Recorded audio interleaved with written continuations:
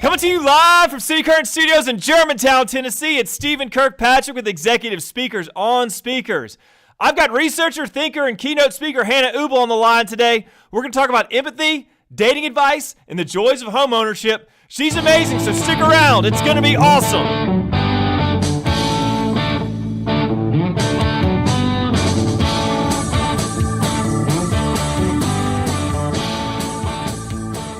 Hey everyone, I'm so excited to have Hannah Ubel on the line with me today. We're going to be talking about how to create a workplace that doesn't suck and communicating so people can hear you. Hannah is a researcher, keynote speaker whose work is grounded in empathy, research, and strategy, and she comes to us from the great state of Minnesota, the land of many, many lakes. Hannah, what's going on? How are you?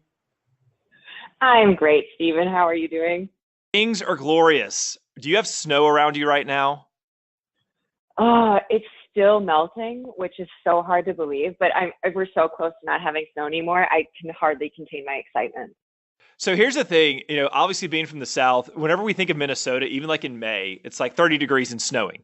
So I'm sure that's not accurate at all, but that's what we think about. So no, I mean, it did blizzard on April 14th last year here. So that's not an entirely inaccurate idea of what Minnesota is like because it's highly unpredictable. So I don't judge you at all for thinking that. You know what? Thank you. This is a judgment-free zone. We like it being a judgment-free zone, don't we, Yay. Andrew? Yay, judgment-free zone. Hey, so how do you define blizzard? Oh, blizzard. So that would be like whiteout conditions. Like it's really dangerous to drive. There's going to be over a foot of snow. All the newscasters are telling you to stay inside. Like that's a blizzard to me. That sounds like down in Memphis, us shutting down for a month. Like that's what that is for us. Like they'd be like, hey, we're just going to go ahead and call off the month of February and not do anything, and we'll see you in March. So, oh Lord, hey, okay. I've got a question for you, Hannah. Okay, so I know last weekend you had a whole bunch of friends in town, and so I know whenever friends get together, they start talking about dating relationships and all that kind of stuff. So I'm curious, with you being a communication expert and someone who's very wise, let's say you're talking to a friend and they just went out on a first date. What are some red flags that this friend would tell you? It's like, hey, I went on a date, it was great, but so and so happened. Like, what are some communication red flags you'd be like, hey, never go out with that person again? Oh my gosh, I love this question so much because whenever I get together with my friends, we always talk about this. And I feel like, I don't know if it's that technology and online dating has created a world where people have lost the ability to communicate well on a first date. But to be fair, I wasn't dating in like the 70s and 80s, and maybe I'm romanticizing what that looked like. But anyway, to get to your question, so some major red flags, I'd say the number one red flag is if you go on a date and the entire time, the only thing the person asked you was like, hi, what do you do at the very beginning of the conversation? And then they never really ask any more questions and just talk about themselves. I think that's probably the most common thing that happens. And then at the end of the date, like, this was great. I loved it. And you're like, cool. Do you know anything about me? No? Awesome. Awesome. So that's the red flag, is that they ask no questions. Well, that person knows that they're a good listener. That's a positive. Well, exactly. That's why they have such a good time. They're like, oh my gosh, you really listen to me, which is great. But a little bit both ways is probably best. Else, what are some other red flags that our listeners should listen to? Now, I'm turning you into a dating expert now, Hannah. How's that? New career. That's great. New path. I'm into it. Okay, so another big red flag is if the person keeps interrupting you. So like before you get an answer out of your mouth to their question, they jump in with their own conversation or their own story that's really similar. So they kind of just steal back the time. It's just they ask the question just to interrupt you and start talking about themselves again. That's another one. That's a pretty big red flag. Yeah. So a lot of it just sounds like it's really based around the person being very unable to see past their own eyes and their own life and really be interested in someone else. Totally. It's like there's just kind of a lack of curiosity, I guess, about the other person. I think it can kind of be summed up in that way. Because if you're curious, you'll ask questions, right? And you'll kind of seek to understand the situation more, understand the person more. But if you're not that curious, then probably not going to happen, which is okay because we're all curious about different things too, right? So just depends. But curiosity, yeah, huge theme. Interesting. Okay, so I'm gonna take this into a conversation you and I were having offline, just kind of about leadership and leadership trends and things like that. And one of the things that you and I talked about, which is kind of how leadership has changed and communication styles have changed. I mean, so let's take it in the workplace and let's just go ahead and just hit the nail on the head and start talking about leadership. So let's say I'm an emerging leader, or someone's an emerging leader, already a leader. What are some things that they can do to stop themselves if all they're thinking about is them and their projects and what they're trying to do? That's such a good question. So emerging leaders, On you, Hannah, here, okay? So like I said, we're not going easy here. No, not at all. Let's just dive right in. Yes. After talking about dating. Right. Cool. Okay. So I love it. So yeah, emerging leaders. I mean, I think what's so hard about being an emerging leader is you're at this stage in your career where you're so excited and you're so anxious for input from all directions that you can succeed. But then the second you get plopped into a leadership role, or you finally earn the leadership role you wanted, there's this mindset where for some reason it's like, gosh, I kind of need to change the way I've been doing things because now I'm a leader and now people are looking at me all the time. And so I need to think about what they're seeing. So all of a sudden, all this attention, before it was really outwards kind of all the time to make sure you're doing what people are expecting of you, you're communicating where people can hear you. And then when we become leaders, there's this very natural reaction to all of a sudden be so concerned that people are seeing you in the right light. So they see you as respected, they see you as smart, they see you as engaging, all these different kinds of things, right? But then what happens is we get in our heads and we're constantly thinking about what the other person is thinking, so much so that we stop listening to that other person. So I think there's a few things that are really important. I mean, the first one is that you kind of have to be self-aware of your own emotions about where you're at. And that sounds super soft because people we don't like talking about emotions. It's touchy-feely. It's like for the therapist couch, right? Like we don't think about feelings all the time at work. But when you're in a position, you're an emerging leader, you're a CEO, it doesn't really matter where you're at. It's important to know how you're feeling about your situation. Are you nervous? Are you excited? You're feeling some imposter syndrome, kind of what's going on. So that once you really understand where you're at, you can then turn it outwards to understand other people. So if you're understanding other people, you're having empathy for them. And then by having compassion for them, you ask questions based on that empathy, if that makes sense. So it's constantly becoming about the other person instead of yourself. So just being present to that, I mean, you naturally kind of back to the dating thing, you're naturally curious. You're going to ask questions. You're going to seek to understand where they're at, what motivates each individual person. And so just by doing those few things, those few steps of really tuning in, taking time, getting present, and tuning into other people, you can start building those leadership skills.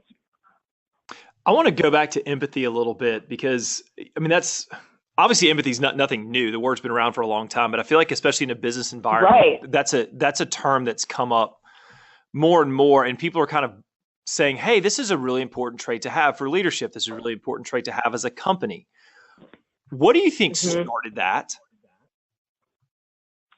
What started people paying attention to it? Started a new kind of focus on, hey, as a leader, I need to be more empathetic, or as a company, we need to be empathetic. Empathy is a trait we need to build. What do you think started that? Where do you think that came from? Oh, that's such a good question. And I think too, to your point, empathy is nothing new, right? Like this has been on everyone's radar for a long time, but in the business world, empathy used to not be as important. I think it's just kind of a symbol of how the workforce has shifted so much. So if you look before, it was a service economy. It was very top-down command and control kind of work environment. And it was just understood when you go to work that you respect your employer, you respect your job, you put your head down, you work really, really hard. And in that kind of environment, the employers could look at you a little bit like a number on a spreadsheet, but that was fine. That was the way that things were. It worked well. It motivated people. It was okay. Now, as different generations have gone into the workforce, they've shifted the workforce in different ways. We're now at a place where you cannot look at people as a number on a spreadsheet because they feel that. There's all this conversation and talk around, people want to be valued, they want to be appreciated, they want to have all these relationships that they're building with their coworkers at work. And to do that, you have to look at the person holistically. And so where before it was like your work person, your home person, there's like this super clear, solid divide between those two. Those two have become kind of one and the same. So people are asked to be looking at as a whole person, which gets the piece around empathy, where it's like, I want you to understand a little bit more of where I'm coming from, because every single individual human is unique. And so there's this ask of leaders to be thinking first about their people and understanding them, And in environments, I mean, whenever I go to an environment and there's high turnover, or people are pretty disengaged, you can usually figure out pretty quickly that people feel like a number. And when leaders start to look at them as not numbers, it changes everything. So I think that's why empathy, there's just a very long answer to your question, because I think there's so many nuances to it, but it's so an upswing because leaders are seeing more and more how important focusing on people is, because that's directly what impacts their business. That's a really interesting answer. And like I said, there's a lot to unpack there. And that was good. Hannah, great job. Good job on that answer. I'm gonna give you a Oh, thank you. Thanks so much.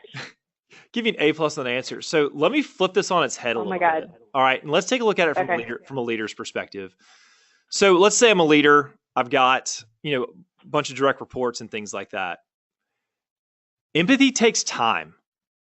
Empathy takes emotional capital, if you will. And, and again, I mean, I think it's one of the great things to say, hey, we want to be empathetic. We want to look at people as whole people. But then leaders have got to come back and say, listen, I've got limits on my time. I've got limits on emotional capital. It's like I can't be in my office every night until 10 o'clock with 3 people on the couch crying and telling me about how things aren't working, how they don't feel valued at work. There's got to be a rub there, right?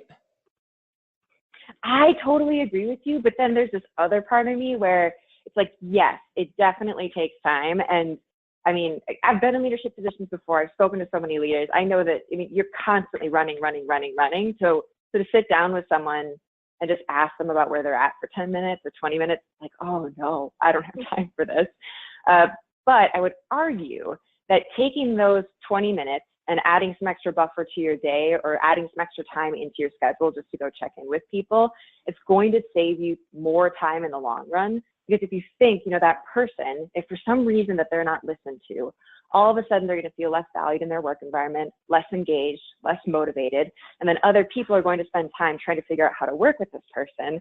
And then, what if that person decides that they want to leave the organization or, heaven forbid, they have to be let go? It's going to take so much more time to manage and lead a disengaged employee than to take 20 minutes when you've got it to sit and listen to someone.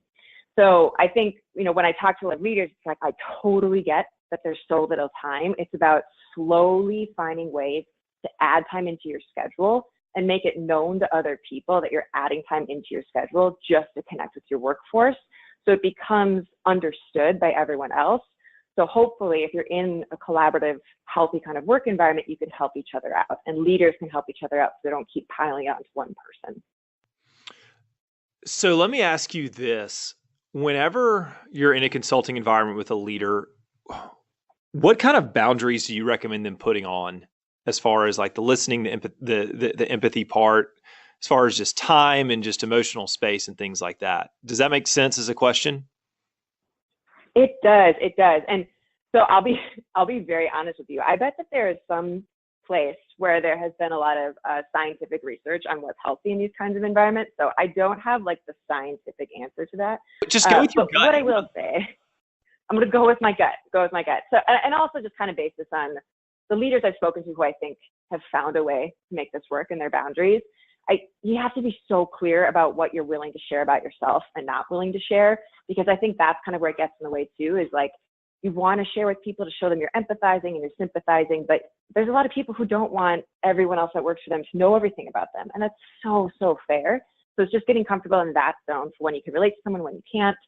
And then I would also say too, that you have to protect yourself emotionally in a way. Like to your point, if you're constantly listening to people's problems, it's super draining. And so figuring out, what is the stopping place of where you can listen to someone and still have a solid boundary. And so I'd recommend around that is if you're listening to someone, you listen to what they say, and instead of trying to fix the problem, which is what I think takes so much work and so much time and it's so hard, you just listen, say, thank you for sharing with me. If you need my help in the future, let me know.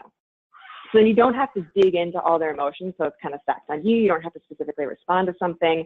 And in the end, people just want to know that their leaders will take a little bit of time to listen to them, and that's enough. So I think if you're clear with kind of when you stop the conversation, what you're willing to share about yourself, that's sort of a helpful boundary. And if someone else goes too far into their personal lives or whatever it might be. That's kind of a different conversation, but I don't think that happens as often as you think it would. I'm totally going to use that on my 5-year-old tonight. Jude, thank you for sharing your problem. Oh, really? Let me know if you need help. Let me know if you need help finding your remote control car. Oh my gosh, yes. Please let me know how that goes with a 5-year-old, because that's just fascinating. It's like a whole other world of research. Yeah, it is. It is. Oh gosh, that's hilarious. Okay, so one of the things that you talked about, kind of based upon your research, it's is that more people, 50% of people trust a stranger more than they trust their own boss. And that was a statistic you gave me. I would just like floored me. That people would give the benefit of doubt to a stranger over someone that they know. Talk to me about that, please. Isn't that wild? Like, it's also one of those statistics where I found it and I started testing it with people I knew or just on phone calls. I'm like, can you believe this? And then so many people, instead of being like you're saying, like, this is a shocking, whoa, a lot of people I spoke to, they're like, well, yeah, I mean, that's how I feel. I when you said it to me, I was like, this is so sad.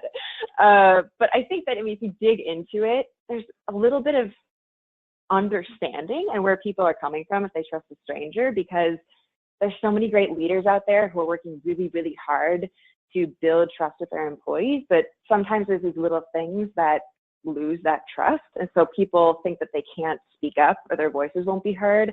And therefore they'd rather talk to a stranger who's just going to listen to anything that they say versus their own boss. I don't know if I directly answered your question. No, you did, but I mean, it's still a fascinating statistic and scary as well too. So what are some things that on the front end bosses do or leaders do to lose that trust, you think? There's a few different things I think that leaders do. One of them that we hear about really, really often is leaders will hire someone, right? Like, they're super excited, I'm going to hire this person. The person comes on board. And then the leader says, all right, I'm going to give you this project. Come back to me when you've got it done in a week. The person comes back in a week, they sit down and they share with their leader what they found with their project. And then the leader says something like, yes, that's the right answer. And many times the first project that people give new hires is they give them test projects, but they're not called tests. And so it becomes this kind of secret test, which then of course the person knows. They say, hey, you did this right. Then they're thinking, oh, okay, so whenever you give me an assignment, every single time is going to be a right way to do it. And I have to figure out what that is. And if I ask you, like, is there a right way to do it? They might say no, when in fact there is. So I think that's one of those little things, just those secret tests. And that can instantly just erode some trust. Hey, okay, I'm going to change gears on you a little bit. So you were co-author of a book, Managing Millennials for Dummies. Do you think people have more trust over their bosses if they're from the same generation that they are, or do you think that distrust goes across kind of generational boundaries? Oh man, that's such a good question. I really wish I knew the answer to that. I will tell you that I don't think that there's more trust from within a generation, because there's so many different people within a generation. So I would say no. I would say no to that. I think it's across the board. Yeah.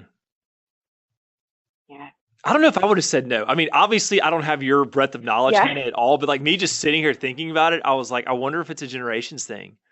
But it seems like it's more just a position. Hey, look at that. I just wrote your next book for you. Congratulations. Or no, I didn't write it for you. I just gave you the next book topic. I love it. This is great. So do you trust people within your own generation, Stephen?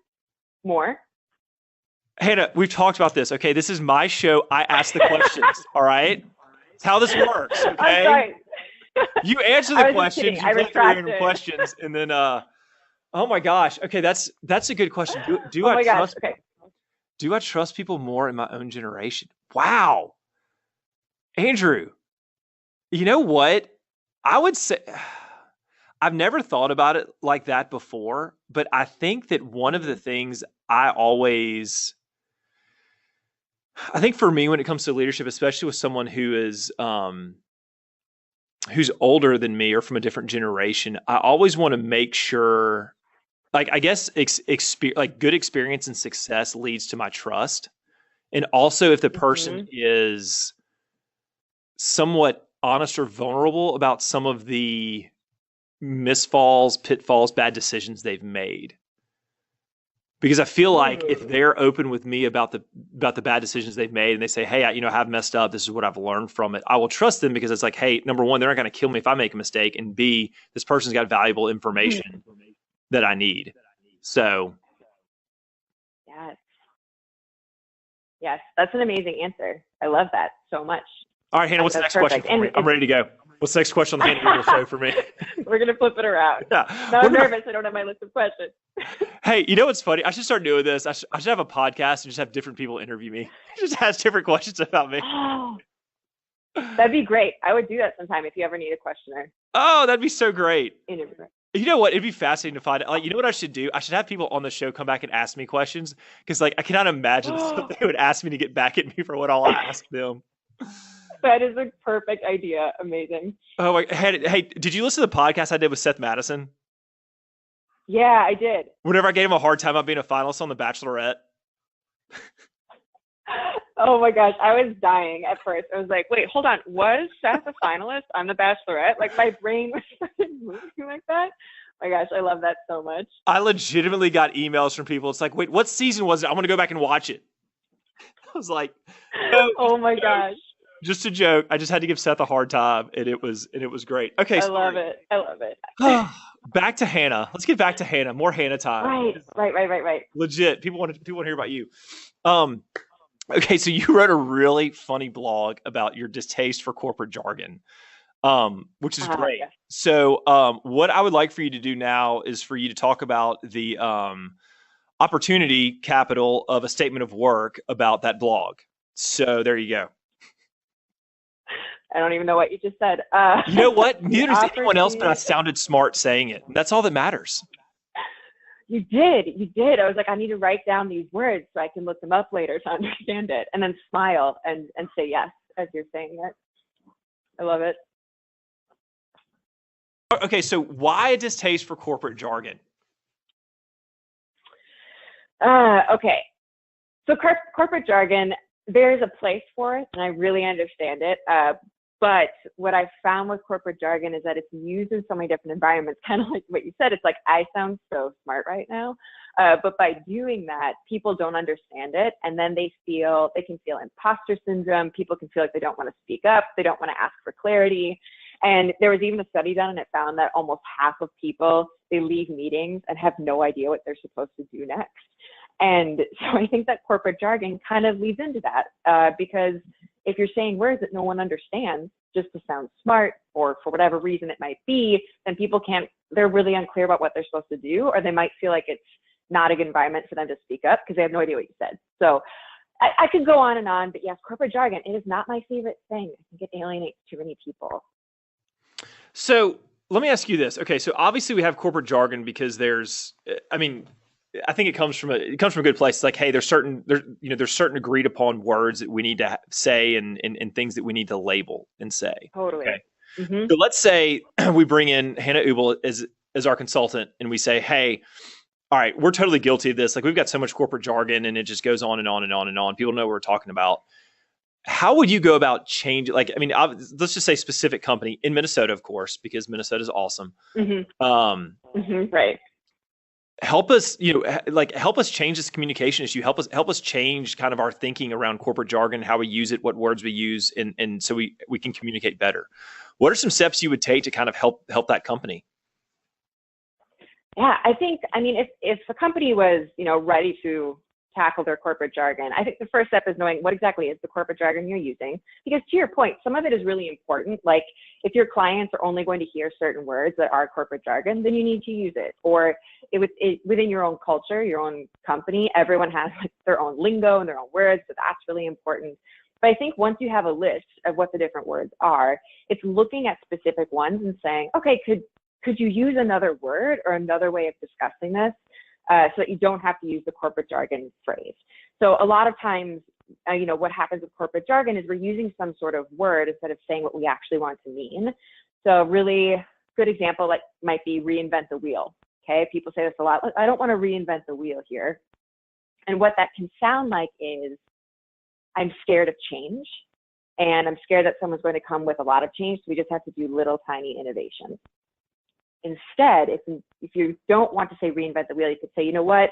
We want to focus on evolving this process. We want to focus on these two things that are good, but let's evolve the rest.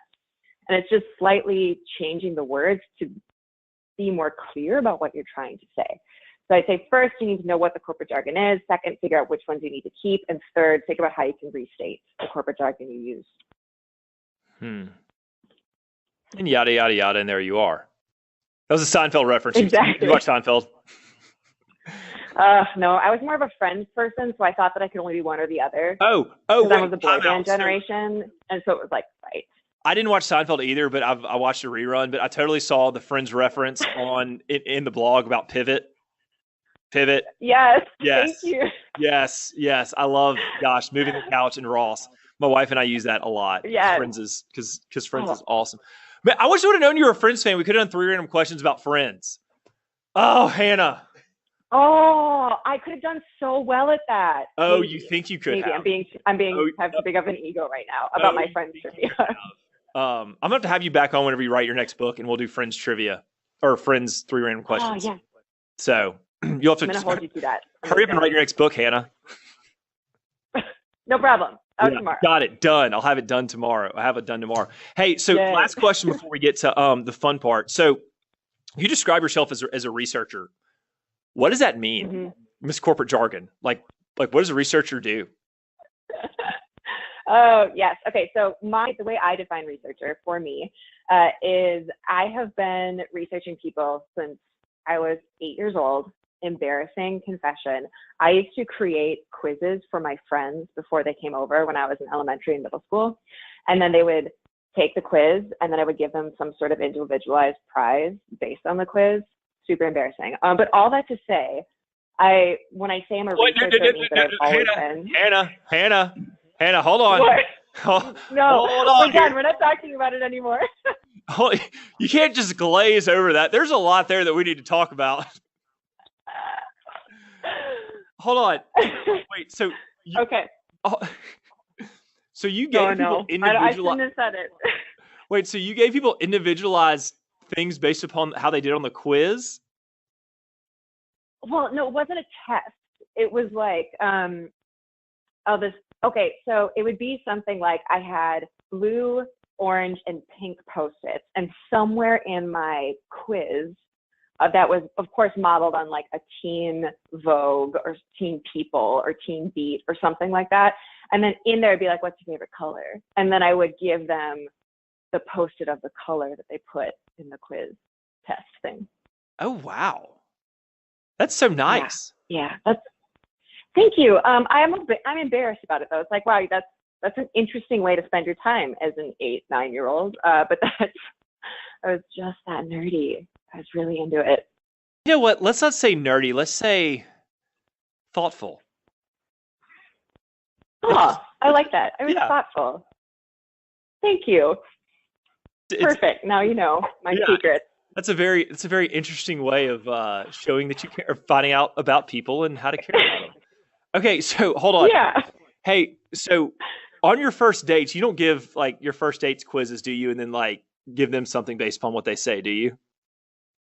Oh my gosh, no. Okay. No, all right. I was just checking. So, anyways, all right. I totally hijacked your research thing. So back to research and what that means. Right. Back to research. What that means.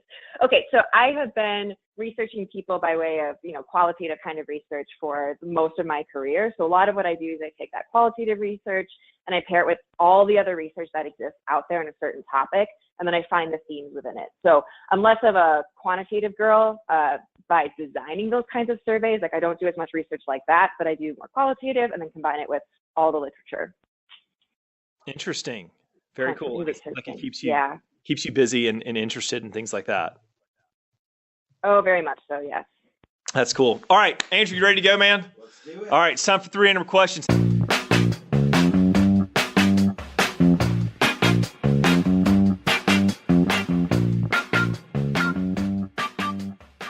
Hannah, here's how we do this, all right? I give you 3 questions about a random topic, all right? If you get 3 out of 3 correct, you are a genius. If you get 2 out of 3, you're pretty good. If you get 1 out of 3, All right, you get 1 out of 3. Okay? If you get it correct, I give you a ding. If you get it wrong, I give you a buzz. All right? And you get to feel shame because you get a buzz. Oh, no. Yes. So, Hannah is a first-time homeowner. Yes. So we're going to talk about 300 questions on homeownership in the United States. Oh, no. Hey, okay. You know what? Just because I'm a homeowner doesn't mean I know anything about homeownership. You know what? You're actually lucky because all 3 of these are multiple choice, and usually I don't give 3 multiple choice, but I guess I just was feeling very generous today. So, okay. Oh, that's so nice of you. Okay. Question number 1. According to a 2018 survey, what is the median home price in the United States? According to an 2018 survey, what is the median home price in the United States? I will give you the 4 question or suggested answers. Your multiple choice twice. Is it A, $185,000, B, $210,000, C, $220,000, or D, $200,000? A, 185, B, 210, C, 220, or D, 200,000? I'm going to go 210. B. Oh, Hannah, I'm so sorry. Wow. It's actually D. Wow. Flat $200,000. Really? Yeah. $200,000. Wow. Median home price. That's not the median where I live. That's amazing. So, hey, Andrew, random factoid. So in 1960, the average home price was $11,600. There you go, man. Yeah. Yeah. That's like an eighth of what your car costs. Yeah. All right. Question number 2. All right, come on, Hannah. We're gonna do better. Question number 2. Okay. How many own homes in the U.S.? This is a percentage question. What percentage of people own homes in the U.S.? All right. Is it A, 64%, B, 58%, C, 71%, or D, 55%? 64%, 58%, 71%, or 55%? I'm going to go B, 58%. B has not been kind to you today, Hannah. Oh my gosh. Okay, I'm definitely not choosing B for the next one. What is it though? What's the percentage? It's A, 64%. Here's another random factoid for you too, Andrew. So home ownership in the U.S. has actually held pretty steady since 1960. In 1960, it was 65.2. And it's only declined about a percentage point since then. Crazy. All right, Hannah, come on. We're going to get number 3. All right? Okay, sure. Yep, definitely. All right. What is the most popular style of home to be built in the United States? What is the most popular style of home to be built in the United States? Is it A, colonial, B, craftsman, C, ranch style, or D, plantation? Colonial, craftsman, ranch, or plantation? Colonial, craft, ranch, or plantation. I'm going to go with A, colonial. Hannah, you should have picked B. You should have picked B, Hannah. Yes, it's B, craftsman. Because I live in a craftsman, but I was like, I've chosen B too many times. That's not my friend. I can't do it. Oh man, I just got 0 out of 3. That's a fail. I'm gonna celebrate it. I celebrate my failures. I need to learn about homeownership. I love it. I'm gonna celebrate my failure. Oh, Hannah. Hey, you know what? It's okay. You're not good at 300 questions, but you were an awesome guest to have, Hannah. Oh God, it was so much fun talking to you. It really was. We're totally going to have you back on, especially once you kind of get more research out and stuff like that. But thank you so much for the time. And just like you said, you've been awesome, Hannah. So thanks. Oh, awesome. Thanks. This was really fun. Thank you so much, Stephen. Hey, everyone. Thanks so much for listening today. Big thank you to my producer extraordinaire, Andrew, as well as Hannah Ubel for being on the show. To get more information on Hannah, go to our website, www.executivespeakers.com. You can find speech topics for her, as well as video and bio. Big thank you to Ryan Sheeler and Poddington Bear for providing our music, and we'll see you next time on Executive Speakers on Speakers. Have a good day.